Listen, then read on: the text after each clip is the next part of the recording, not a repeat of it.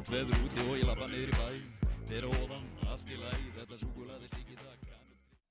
Já, verið velkomin í ræðuna, 5. serían í þessu hlaðvarpi hjá okkur hérna í góðum samskiptum og það sem við fjöllum ræðum við stjórnendur úr atvinnulífinu og fjöllum samskipti, stjórnun, viðskipti, efnahagsmál og hvað langar núna í öðrum þættinum hérna í þessari 5. seríu að fara svona aðeins yfir í lok sumars, viðskiptafréttir sumarsins og einn miðill sem hefur mjög vaxandi í viðskiptaföllinu á Íslandi hluthafi.is og við erum búin að fá ritstjóra hluthafans hérna með okkur í þáttinn í dag til þess að bara fara yfir nokkra svona velvalda fréttir sem að hafa vakið athygli okkar í sumar. Sumarðarinn hefur þú skúpað í hluthafanum og það er hægt að gerast áskrifandi, ég er nýbúinn að gerast áskrifandi og bara mæli með, er ánægður áskrifandi, þetta er bara ekki dýrt og einfalt og svona góð blanda í þessu. Velkomin Þorsteinn Friðrik Halldórsson, ritstjóri hlutafans. Takk hérlega fyrir boðið. Heyrðu, ég ætlum að byrja á einni frétt sem þú varst með. Það er svona kannski hluta stærri sögu. Það er Aldin Dynamics,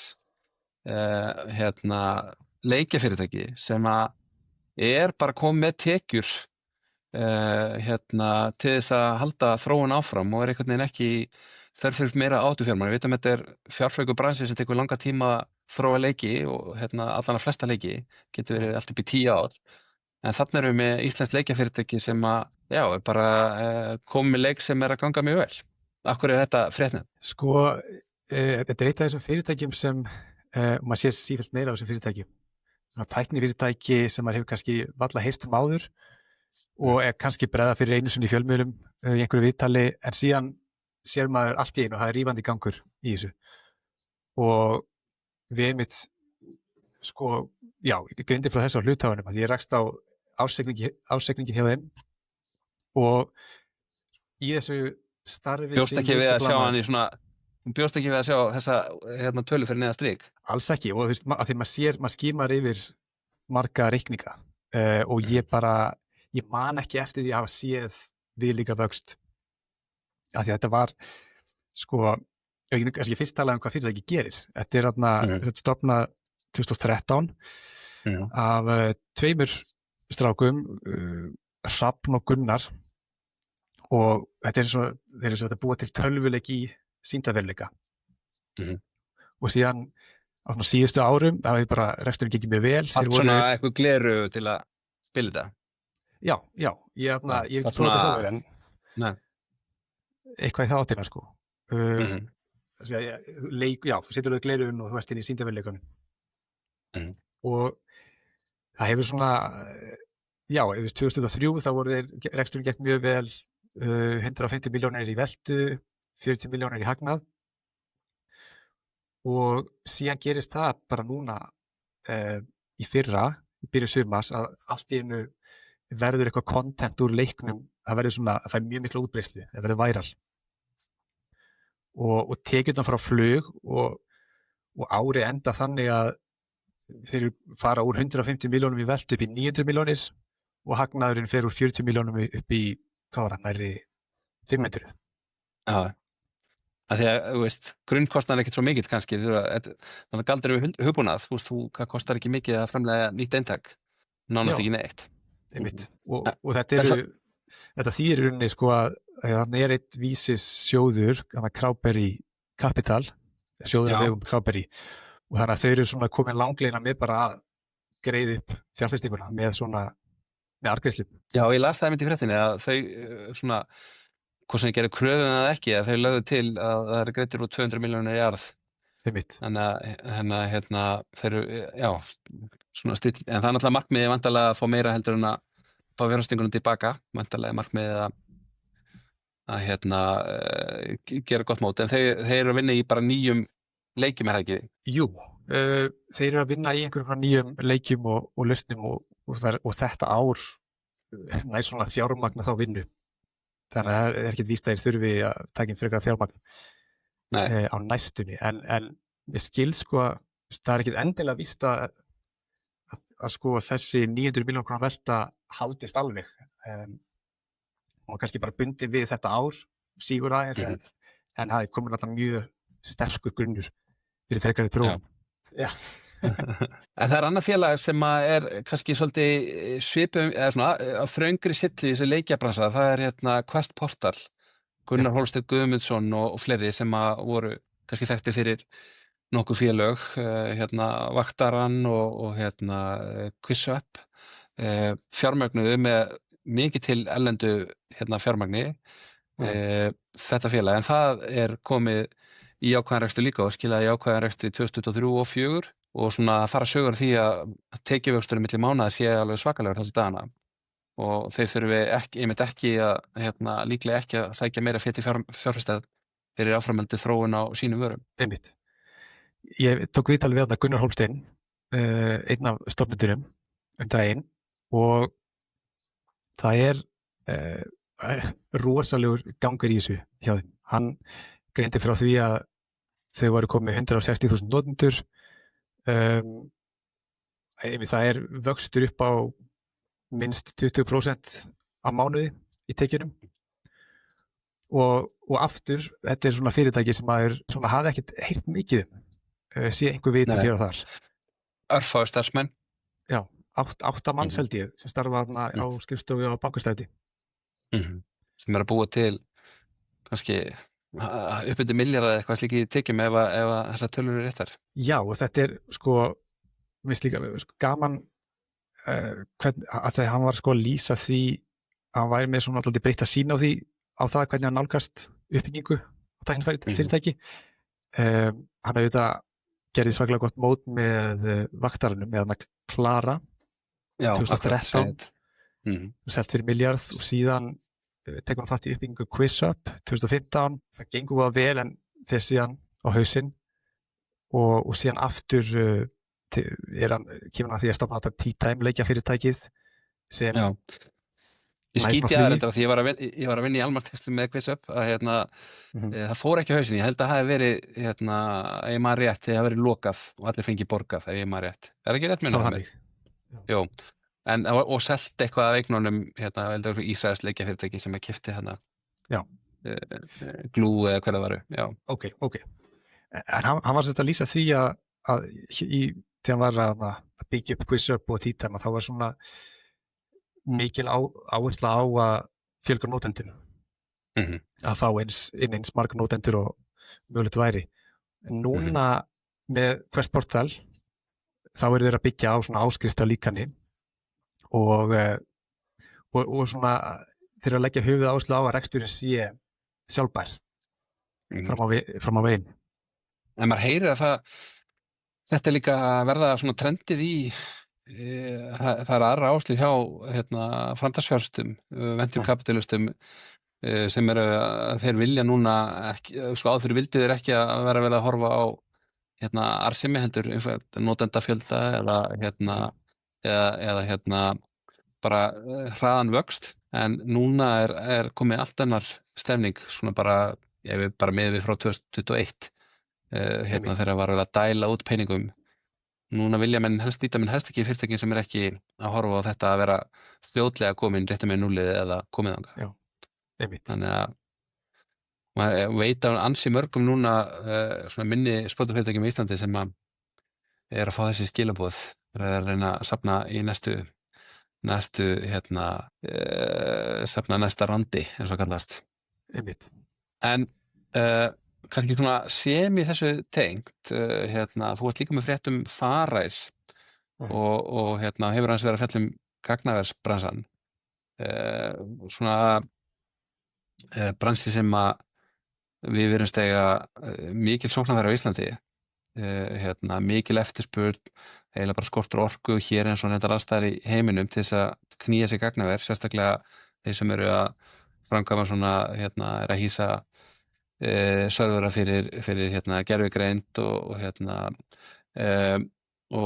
svona, maður heist hvoru tveggja, það sum fyrir gagnaverin ganga gríðarlega vel, Atnorth að ganga mjög vel, en Borealis var að skila minni hagnaði núna heldur en lengi síðustu ár, en Farice nýtur góðs af þessum sem nú svona eiginlega ekki með enga rétt en svona eini aðilinn í þessum innviðum okkar, innviða tengingum milli heimsálfanna. Já, og það má segja sko gagnaverin svona kom eiginlega til sögunar eftir fjármálahrunið og það var svona var reyndar eins og til dæmis Verne Global, þeir voru frá byrjun að innblina á þetta high performance computing en ég held að Atnorth, ef mér skemmtilegast ekki, hafi byrjað í þessu sko Bitcoin rafmynta greftri og síðan byggist þetta upp en það sem ég sé núna på síðkasti þessi tilfærsla úr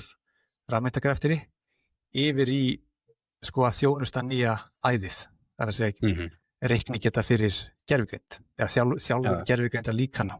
Akkurat. Og þetta krefst allt svona gagnaflutninga og fer allt gegnum þessa 3 sæstrengi sem Farice heldur úti. Og við erum að sjá núna eftir að þetta svona, það má segja að æðið hafi byrjað eitthvað í kringu 2022-2023 að þá svona merkjanlegu tekjuvöxtur hjá Farice og gagnavers kúnnar alltaf að vera sífellt stærri hluti af tekjunum. Og þetta svona félag sem fór í gegnum endurskipulagningu fyrir nokkrum árum og hefur í erfiðu rekstri lengi vel. Já, og hann sagði mér að Þorvarður Sveinsson að það stefnir í að sko gagnavers kúnnar standi undir 3/3 af tekjum Farice í svona fyrirsjáanlegri framtíð og það er sko þá hækkun frá 20% árið 2019 og það þýðir í rauninni að sko þessi gagnavers kúnnar eru að greiða kostnaðinn sem hlýst af fjarskiptaöryggi. Að því að Farice hefur verið rekið með tapi út af þessari miklu kröfu fjarskiptaöryggi. Og síðan þetta gerir líka verkum að þeir eru að sjá fram á hagnað 2026. Ok, glæsilegt. Og það er náttúrulega nýbúið að byggja að opna hann nýjan streng og þannig að þetta er orðið miklu öruggara heldur en það var. Íris, nýji strengurinn 23 og þetta er svona, viðstu svo kannski lítið en samt þýðingar mikið dæmi þessi svona jákvæðu ytri áhrif sem leiða af uppbyggingu á nýjum iðnaði. Já.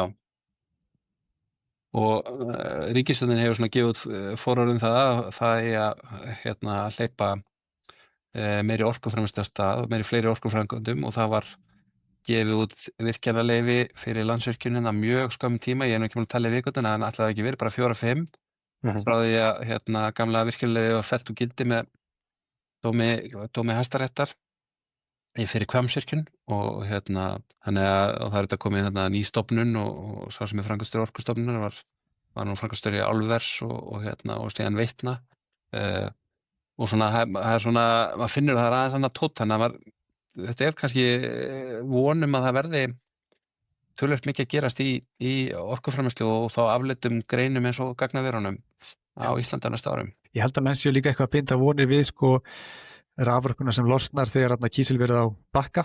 Já, það er náttúrulega að leggja niður starfsemi. Já. Og síðan það eru líka fleiri fyrirtæki sem kannski sérstaklega Atnorth sem eru kannski eins og Atnorth sem eru þeir ekki á Blönduósi og er það Borealis sem eru á Blönduósi og Atnorth er á Akureyri. Kannski er bæði á Blönduósi, Borealis er á Blönduósi, veit ég. Já, og Atnorth var búið að byggja gagnaver á Akureyri. Einmitt.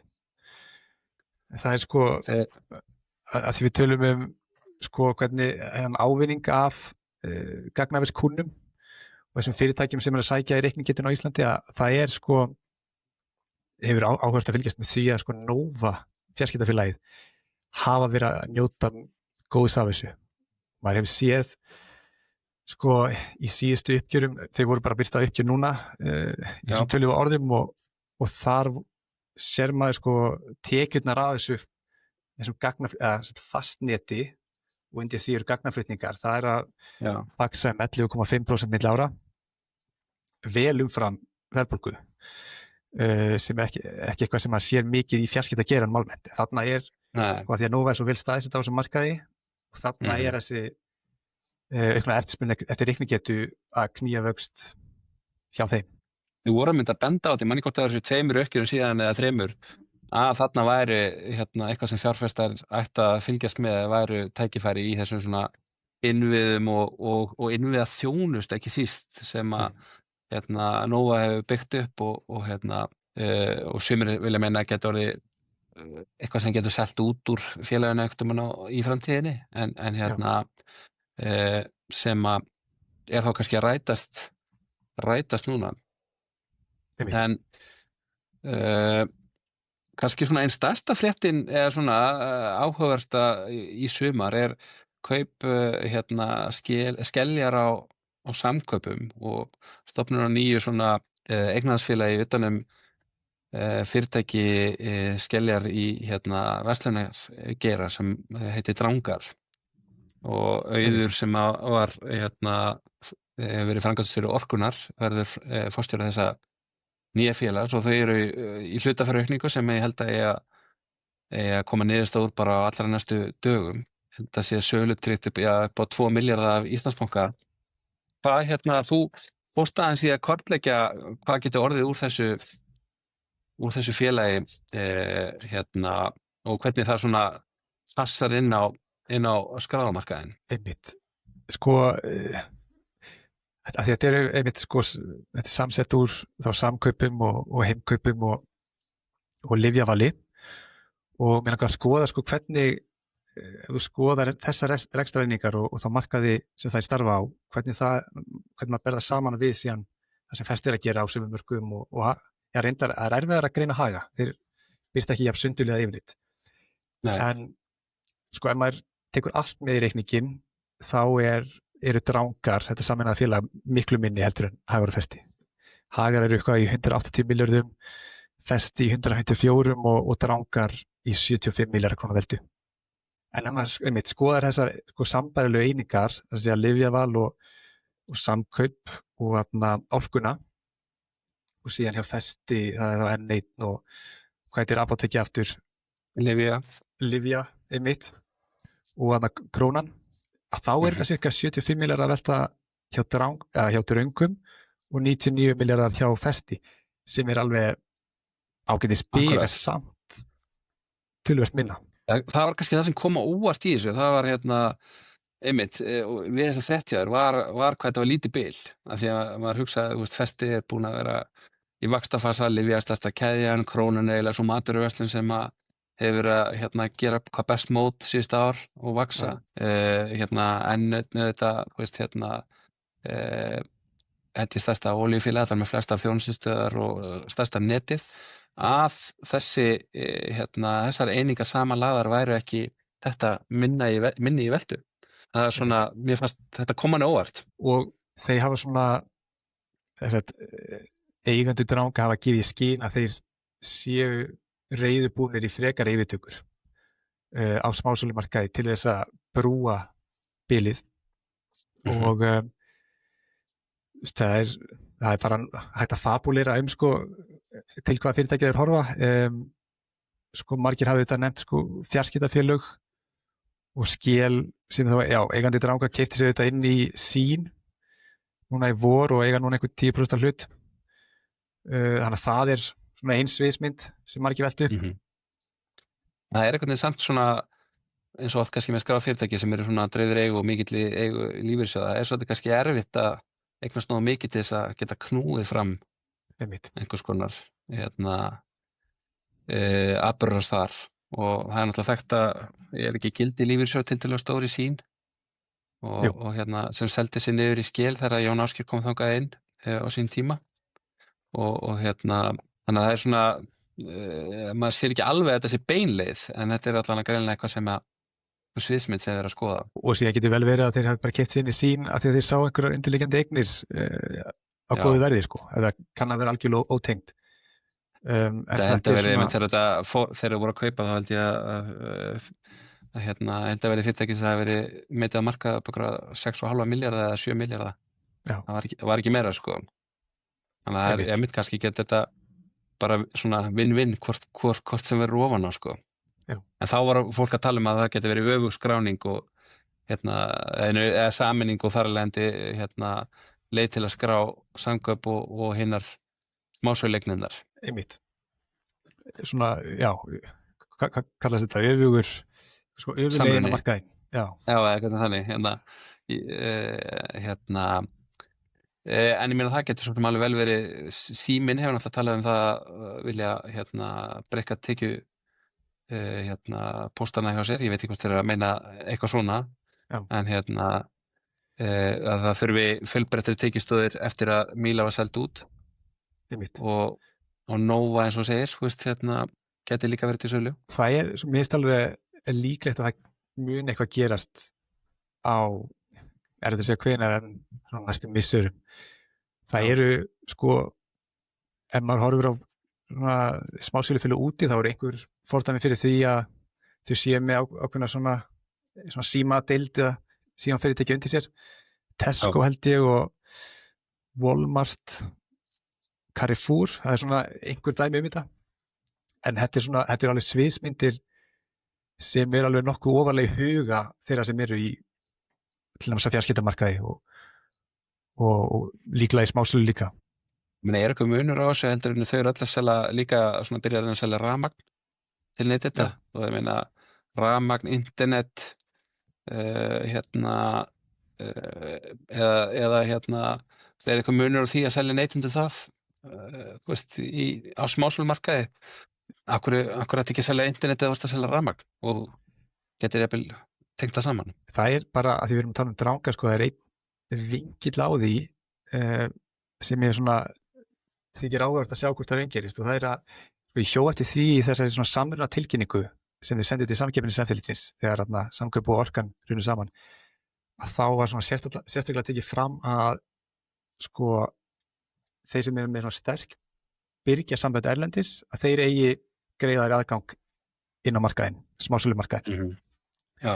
Og kannski maður svona að lesa úr mikið í litlar setningar en maður veit þetta Jón Ásgeir hefur tenginga við það og þetta svona hvort það verði einhver svona erlendur vingill á dranga hvernig sem það birtist, hvort það verður samstarf eða einhver kaup erlendis þetta eru svona bara fabuleringar en mér svona heldur hann að er ekki verið að vísa í bara samkaupið með þetta co-op samstarf sem með svona sameiginleg innkaup eitthvað í Norðurlöndunum og Evrópu kann að vera en eitt er veltan á þessu en afkoman hefur ekkert verið til að hrópa húrra fyrir hjá öllum þessum hvorki hjá smásölufyrirtækjunum hjá Skel né þau tökum það prís og né hjá Samkaupum þannig að hann væntanlega planið að reyna að sýna eitthvað bata þar. Einmitt, sko Orkan er auðvitað mjög stöndugt félag Albert og skilja góða magnaði en síðan ertu með mitt Samkaup sem hefur verið í brasi hafa ekki skila nægilega góðri afkomu bara til að standa undir þessum fjárfestingum sem þarf til að viðhalda búðum og þess áttar og síðan auðvitað og voru með þetta erfitt eignarhald og svona lítið kannski sem mátti gera og þannig að það er alveg spurning sko ef maður slengi saman einingu sem hafa verið í brasi þá er ekki sjálfgefið að maður ná að kreista fram einhverju samlega en það er eflaust eitthvað plan. En Jón Ásgeir, ég meina er þetta bara, hann er að gera það sem hann kann og er búin að segja alltaf að gera allan tíman í svona sinni endurkomu inn á íslenskan fjármálamarkað.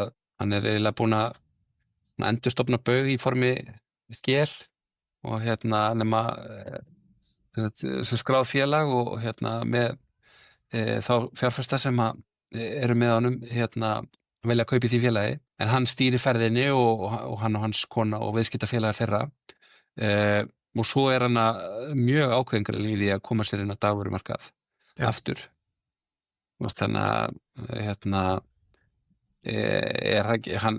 hann ætlar ekki að stoppa. Nei, það hlýtur að vera einhverja svona djúpar persónulegar mótivasjónir á baku þetta, því þetta er ekki svona einfaldasta planið að brjóta þessi leiðin á henni markað. Sáum þetta aðeins fyrir hrun að Björgólfur Guðmundsson sem hafði verið til hafskipsmálinu að hann endanum keypti Eimskip faðir Björgólfs Þórs Björgólfssonar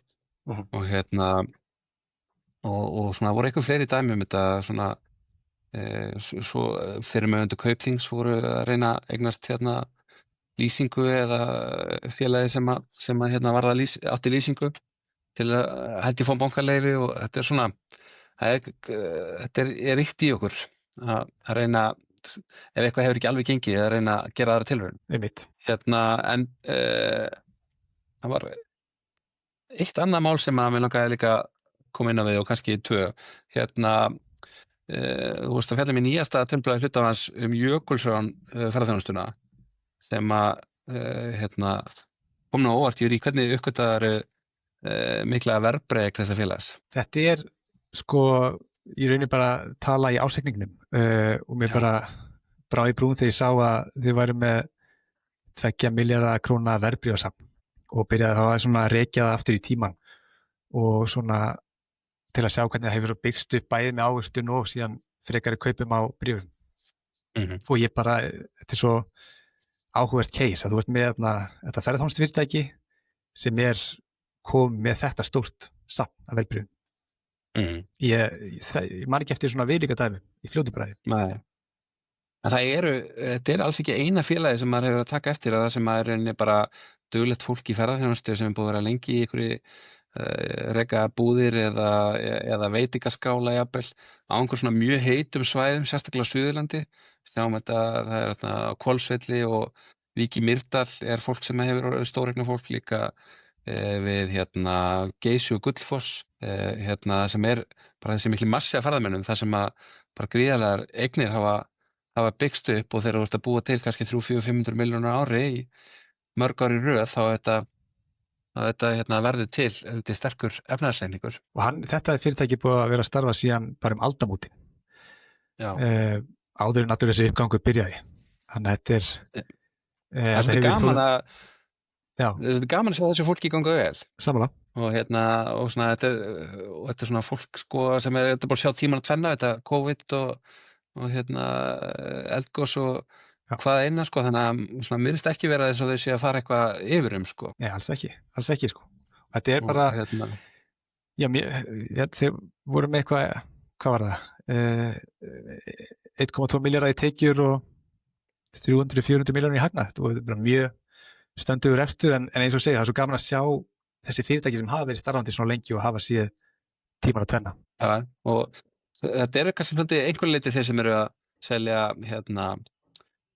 ferðir en líka þeir sem eru að þjónusta eins og bílalegu bíla fyrir ferðamenn.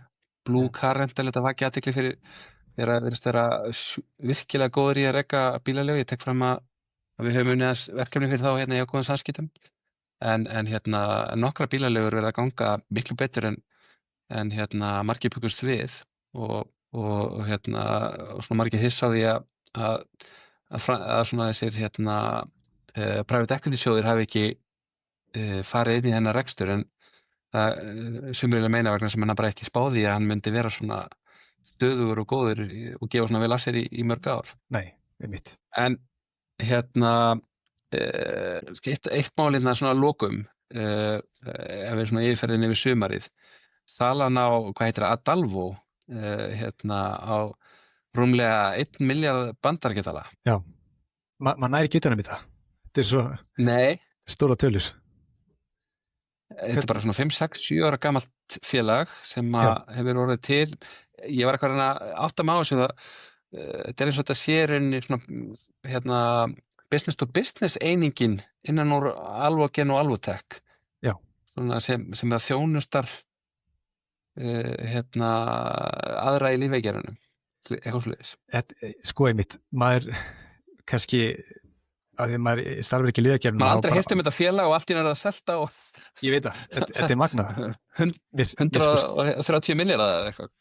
Þetta er í einhvers konar einmitt svo B2B þjónustu í lífeygerunum þar sem það er að sko sjá stóran hluta af þessu sko samheita lífaferli fram að sko framleiðslunni sjálfri. Ef ég er að skilja það rétt. En maður hafði kannski einhvern tímann heyrt um þetta sé þessu bregða fyrir einhverju vísnafrétt en síðan allt einu bara búm. Og fólk var, maður heyrði það bara hvað sem að koma, fólk var mjög imponerað af þessari sölu, bara líka búa til þessi miklu verðmæti úr nánast engu á svona skömmum tíma. Það er bara erfitt að nefna eitthvað meiri verðmætiaukningu á skömmum tíma í íslensku félagi sem er búið að exita sko. Já. En reyndar er það verið að en þá verið að ganga frá forsandri vantarlega með hennar samning.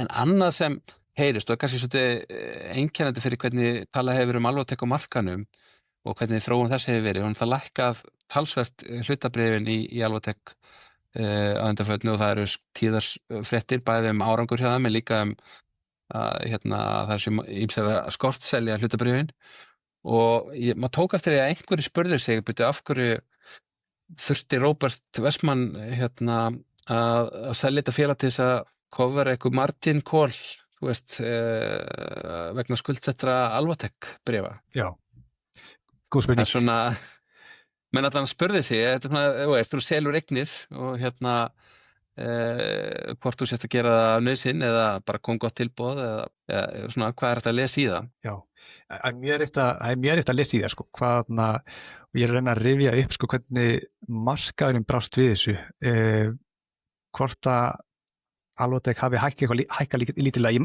man það ekki nákvæmlega en það er hægt að lesa alls konar í þetta sko en eins og segir sko, þetta hefur verið sko það sem við litað söguna Alvotech á síðust mánum eru þessar endalessu fréttir sko skortstöður og við sáum skortstöðurnar uxu mjög hratt þarna var ekki, eitthvað apríl, maí eða mars, apríl, maí hafa síðan aðeins gefið eftir en sko, ég ræddi aðeins við Róbert þetta í viðtali sem byrtist í júní og hann svona sagðist ekkert láta þetta á sig fá en það er svona þekkt dýnamík milli sko forstjóra, stjórnenda og síðan skortsala þar sem menn láta oft skortsalana fara í taugarnar á sér. Já, það er mörg dæmi það og miklu og þetta nánast í Bandaríkjunum hefur fá fyrirtæki sem hafa algjörlega verið laus í skortsala og frægt með Elon Musk og svona, margir fóru illa út af því að skortsala Tesla á tímabili en en eitt sem maður fór að hugsa með þetta og það hefur kannski ekki verið neitt leyndarmál að Robert Wessman og svona meðöndur sem hafa byggt upp þetta flotta félag Alvotech og sem er náttúrulega alveg bara einstakt og er að skapa gríðarlega verðmætastörf og verðmætari gjaldeyristekjur fyrir Ísland að þetta hefur gert með rosalega dýru fjármagni mikilli skuldsetningu og það er það sem að þeir sem hafa verið að svona greina fyrirtækið og vantarlega þeir sem eru með skortstöðu eru að horfa á mikla skuldsetningu og svona og ein svona vísbending að maður horfir að verðmæti það að það sé þarna skuldsetning töluvert að baki þessum miklu eignum þannig á reyndar ekki eignarhaldsfélagans Astic 40% í Alvotech í dag og minni hefur séð og hann á Astic svona langstærsti eigandi Astic Robert síðan á hann hlutan í Lotus leigufyrirtækinu og búin að selja reyndar helminginn af því á mjög góðu verði líka sem hækkaði bara held ég tvöfaldaðist á einu ári verðmæti frá því hann fjárfesti í því þannig að hann er búin að gera nokkra mjög góða díla en ef maður tekur bara verðmætið bara rúmlega 400 milljarða 40% eign í því þá ætti það að vera eitthvað 150 til 180 milljarðar sem er meir en 1 milljarður bandaríkjadala pluss þessi Lotus-eign, pluss það sem hann er að fá núna fyrir Adalvo pluss mikið af fasteignasafni innanlands og erlendis pluss möguleikar og svo hefur hann fjárfest í ýmsum góðum fyrirtækjum hefur maður séð líka íslenskum að það er það að hann er ekki ennþá búin að birtast á milljarðamæringa listanni hjá Forbes og ég fór eins og fletti því upp hvernig sá listi er búin til af því að með þetta ætti við erum eignin þess að svona heildareignir eru kannski vel nógu mikla til þess að komast inn á listan en þeir taka tillit til skuldsetningar og gagna sem þeir hafa þar og heimilda og taka viðtöl og svoleiðis þannig að það bendir nú svona ein vísbending það að hann sé ennþá að með talsverðar skuldir sem hann er að borga niður. Kannski gleymdu við að minnast á það en síðan er það náttúrulega Alvogen í Bandaríkjunum sem hann sagði að væri verðmætið á 300 milljarða króna. Og er í söluferli, var búið tilkynna það minni mig. Er það í söluferli? Já, ok. Það er svona allan að vera að skoða að búið að ráða eitthvað söluráðgjafa og svo framvegis. Ok. Held ég sér rétt, allan að bandaríska starfseimin. En bara ég samt sko þegar maður horfir á þetta allt saman þá myndi ég nú giska á að hann sé búin að ná markmiði sínu sem að þegar maður sé að það hefur ákveðið metingur á milli hans og Björgólfs Þórs Björgólfssonar sem að hefur nú stundum haft ýmsar birtingarmyndir í íslenskum fjölmiðlum að ég myndi nú telja nokkuð líklegt að Róbert sé komið fram úr Björgólfi í hreinni svona eignastöðu. Myndir Það ekki er mjög giska á það áhugavert að líka fá það með við staðfest. já, bara svona með við að Björgólfur tapaði þarna miklum peningum í Suður-Ameríku og einhverjum fjarskiptafyrirtækjum sem að Já. eftir að hafa grætt mjög mikið af maður. Það var Þannig að frétt. ég myndi setja peningin á það að Já. Róbert sé eigna meiri en ég vil ekki vera eitthvað espa það upp sko. Mér finnst eiginlega þeir ættu bara báðir að vera unna glæði við sitt og mér sýnist það nú svona kannski vera þróast í það átt. Þannig að það er jákvætt. Í lokin ertu með eitthvað svona við ætlum að vera með dálkina eða svona lið sem við köllum ekki ráðgjöf eitthvað sem að það sem að svona við spekulurum ykkur sem við myndum sjálfir vilja annarkvort ef við ættum pening til að setja í eitthvað hvar við myndum setja hann og hvar við myndum kannski hvar við myndum draga úr eignarstöðu okkar ef við værum svona teoretist stórfjárfesta sem við erum hvorugir. Sko, erfitt að segja hvað maður ætti að draga úr fjárfestingunni, en ég er mjög pósitífur þegar nú hefur maður svona verið að vakta nýsköpunar umhverfið töluvert á síðustu mánuðum og eins og ég nefndi í byrjun, maður er svona sífellt oftar að reka sig á þessi fyrirtæki sem eru lítt þekkt en það er rífandi gangur í þeim og þannig að maður er svona orðið mjög pósitífur gagnvart þessi svona nýsköpunarumhverfi og öllum sem fyrirtækjum sem eru í eignasöfnum vísisjóða. Það er svona eitthvað sem hefur komið mér svaklega óvart og maður er samt búin að vera í þessu fæi lengi. Þannig að ég er langur á íslenska nýsköpun og Hver sem eða bara aðleið tækni kannski? Við getum sagt tækni. Það er bara svo kemur óvart hvað er mikið af fólki að gera geggjaða hluti. Ég ætla að vera ég ætla að vera langur á orkugerann en ég er svolítið stuttur á þá sem að treysta á íslenska neytandann svona til lengri tíma liti. Ég held við séum mögulega að fara inn í meiri verðbólgu og það er búið að vera mikið að fréttu núna hvað íslenska krónan er sterk og ef maður væri ekki með þær fréttir þá getur maður líka svona ef maður er eins og ég búin að lifa 2 eða 3 kreppur að síðast þegar ég man þegar sko mikið fólki í kringum hann fóru oft til útlanda, það var eiginlega árið 2005 og 2004 þegar íslenska króna var mjög sterk líka og það átti sannlega eftir að breytast og mér finnst eiginlega áhugavert að ég sá á Instagram að það var hópur Íslendinga sem fór í kampavinshlaup í Þýskalandi sem fór einhvern veginn þannig framfór fólk að bara hlaupa eitthvað hefbundi 10 km hlaup eða fjallahlaup en það voru allir í svona Oktoberfest fötum og drekka kampavin á leiðinni og ég hugsaði sko þegar þetta finna sko ef að fara í kampavinshlaup í Þýskalandi sem 7. ferðin okkar í frí á árinu að þá sé kannski kaupmátur íslensku krónan og íslensku launan orðin eitthvað óeðlilega hár sko. Ég held að það sé eitthvað til í það. Er það ekki?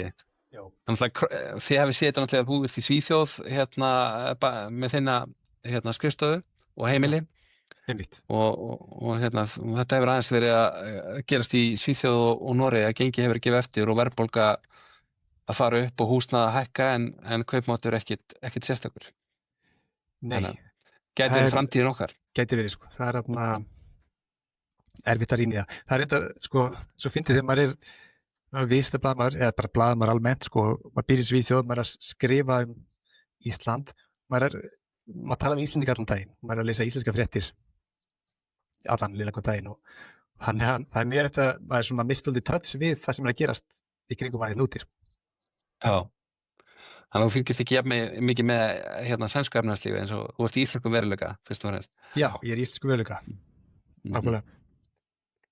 Heyrðu, þetta búið að vera frábært að fá því þessa yfirferð Þorsteinn Friðrik og við fáum þig kannski aftur í ræðum það síðar. Er von á nýju tölublaði frá hluthafanum með fréttabréfi? Það ætti að mögulega á morgun, Já. kannski á laugardaginn. Það er svona sjáum Þú til. veist að vinni einhverjum sjóðheitum fréttum. Ég er að vinna í viljunum kreditsjóði, reikning frá nýsköpunarfyrirtæki sem er síðan mjög kröftugan tekjuvöxt, þarna Eibler, sem er þarna með þetta umsjónarkerfi fyrir íþróttafélög og iðkendur og foreldra og allt það. Allir foreldrar á Íslandi þekkja?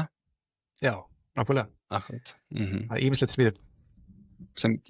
Ok, þannig að ég er spenntur að lesa hjá þér. Heyrðu bara, takk fyrir og bara hvet alltaf til að kíkja á hlutaðin.is og skoða hvort þeir vilja vera áskrifundur. Takk fyrir komin í ræðina, Þorsteinn. Takk hérlega fyrir boðið.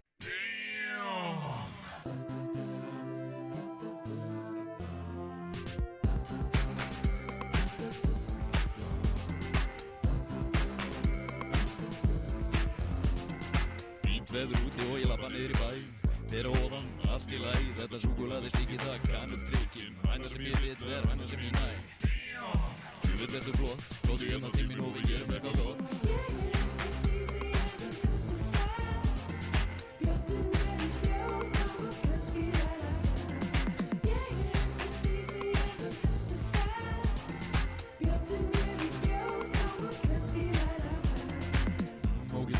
Bjórskál að vera að vinna, hvað sem er til að fá þig til að svitna. Byrjaður að hitta hana, virkar alltaf vel að flexa pínu vöðvana. Segir við hana, búin að snúa stugur. Eins og Fred Astaire, læt í ganga á köflunum, gef mig parkett þærmestru og ég steppaði úr fötunum.